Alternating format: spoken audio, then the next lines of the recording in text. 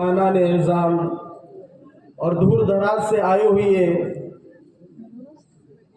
उलमाए किराम और नौनिहानान रियाजुल उलूम अनवार, आज के इस अज़ीमुल मर्तबत और पुररौनक इजलास के अंदर मैं आप हजरात के सामने नौजवान और हालात हाजरा इस उन्वान पर चंद मिनट लबकुशाई करने के लिए खड़ा हुआ हूँ। उम्मीद करता हूँ कि आप हजरात मेरी हौसला अफजाई फरमाएंगे। मुअज़्ज़ज़ सामईन किराम, ये एक नाकाबिल इनकार हकीकत है कि आज हम एक ऐसे दौर से गुजर रहे हैं कि जहाँ इल्म के बजाय जिहालत, तहजीब की जगह बदतहजीबी और अखलाक और हुस्न मुआशरत की जगह फहाशी और गुंडागर्दी का रिवाज आम होता जा रहा है।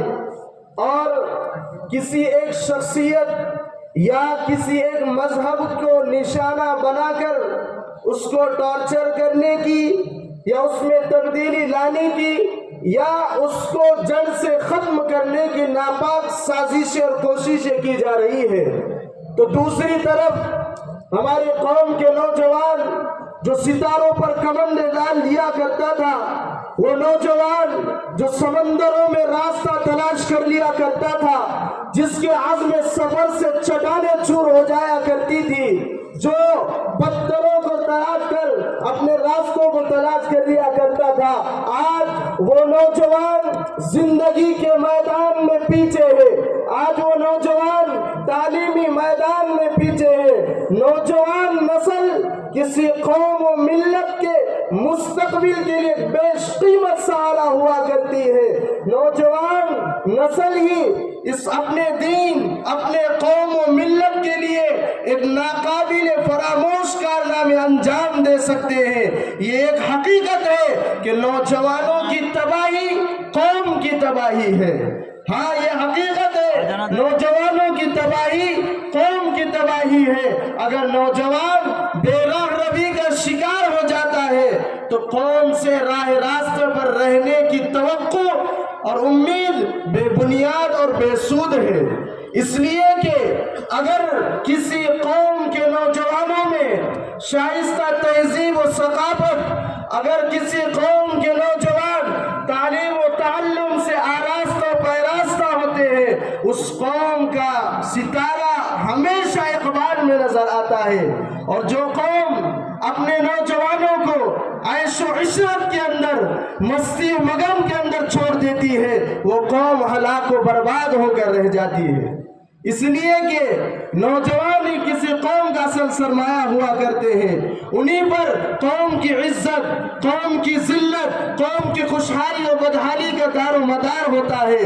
अगर किसी कौम के नौजवान तालीम और ताल्लुम, साइंस और तिब, टेक्नोलॉजी और सनातकारी में आगे रहते हैं तो वो कौम हमेशा सुरखरू और बुलंद नजर आती है। लेकिन आज हम अपने आंखों से देख रहे हैं कि मुसलमानों की पस्ती और पिछड़ेपन का एक बहुत बड़ा सबब मुस्लिम नौजवानों में तालीम और ताल्लुम, तहजीब और तमद्दुन से दूरी है। आज अगर किसी कौम के नौजवान बेहरा रवि, अखलाकी बिगाड़, तालीमी जवाल, उलूम व फनून से दूरी, बेहयाई, फहाशी, तंबाकू नोशी और सिगरेट नोशी में आगे है तो मुस्लिम नौजवान है। मुल्क के अंदर मुनाकिद होने वाले आला इम्तिहानों के नताइज देखिए तो मालूम होता है कि वो कितने खतरनाक और खौफनाक है कि दूसरी कौमों के नौजवानों में आला तालीमी तनासुब बढ़ता जा रहा है और मुस्लिम नौजवानों में तालीमी तनासुब कम होता जा रहा है। आला ओहदों और मनसबों तक रसाई कम होती जा रही है। मेरे कौम के नौजवानों, आज उम्मत मुस्लिमा जिन हालात से दो चार है वो इस कदर रुला देने वाले हैं कि अगर पत्थरों को भी आंखें होती तो वो भी रो रो कर आंसू के दरिया बहा देते। ہر روز ایک نئی مصیبت ٹوٹتی ہے، ہر جگہ مسلمانوں کو ذلیل و رسوا کیا جا رہا ہے، ہمارے ایمان و عقیدے پر ڈاکے ڈالے جا رہے ہیں، ہمارے مساجد کو، ہمارے مدارس کو نشانہ بنایا جا رہا ہے، اور ہمارے قبلہ اول مسجد اقصی پر قبضہ کر کے اس کو شہید کرنے کی کوششیں کی جا رہی ہے، اور اس کی حفاظت کرنے والے ہمارے مسلم ماں و بہنوں پر ظلم و ستم کے پہاڑ توڑے جا رہے ہیں۔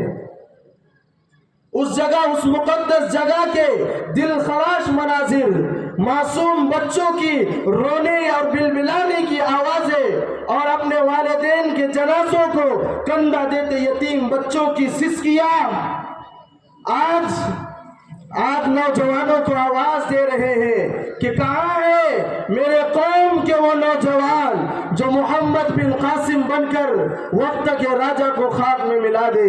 کہاں ہے وہ نوجوان جو طارق بن زیاد بن کر باطل کو زیر و زبر کر ڈالے؟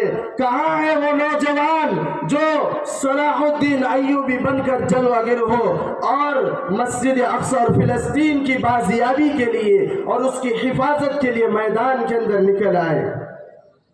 وہ نوجوان کیسے مرد مجاہد بن سکتا ہے کہ جن نوجوانوں کے ہاتھوں میں کل تلوار ہوا کرتی تھی، آج اس نوجوانوں کے ہاتھوں میں کرکٹ کا بلہ ہے؟ وہ نوجوان کیسے اس قوم کا محافظ بن سکتا ہے جس کا سارا وقت انٹرنیٹ پر بے حیائی اور فحاشی دیکھنے کے اندر، جس کا سارا وقت شراب نوشی اور سگریٹ نوشی کے اندر گزر رہا ہے؟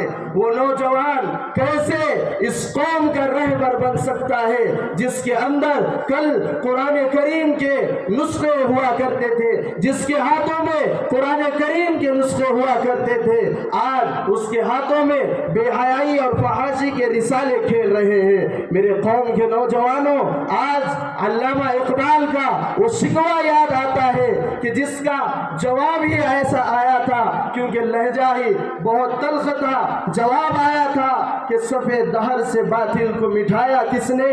تو نوع انسانی کو غلامی سے چھڑایا کس نے؟ تیرے کعبے کو جبینوں سے بسایا کس نے؟ تیرے قرآن کو سینوں سے لگایا کس نے؟ تھے تو آبا ہمارے مگر تم کیا ہو؟ ہاتھ پہ ہاتھ دھرے منتظر فردا ہو، ہر کوئی مست میں ذوق تن آسانی ہے، تم مسلمان ہو یا انداز مسلمانی ہے، حیدری فقر ہے نئے دولت عثمانی ہے، تم کو اسلاف سے کیا نسبت روحانی ہے؟ وہ معزز تھے زمانے میں مسلمان ہو کر، وہ معزز تھے زمانے میں مسلمان ہو کر، تم خوار ہوئے تاریخ قرآن ہو کر۔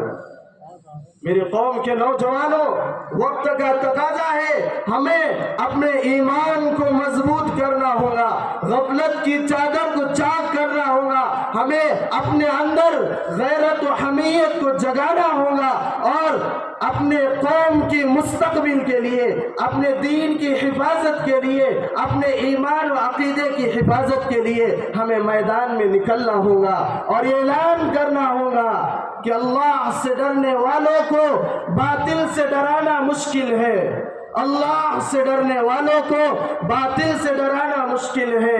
جب خوف خدا دل میں ہو تو یہ قیصر و کسریٰ کچھ بھی نہیں، یہ عظمت باطل دھوکہ ہے، یہ شوکت باطل کچھ بھی نہیں، مٹی کے کھلونے ہیں سارے، یہ ظلم کے لشکر کچھ بھی نہیں۔ اسلام اگر دستور نہیں، قرآن اگر منشور نہیں، اسلام اگر دستور نہیں، قرآن اگر منشور نہیں، پھر افسوس ہے اس آزادی پر، یہ ملک و ملت کچھ بھی نہیں۔ وآخر دعوانا الحمدللہ رب العالمین۔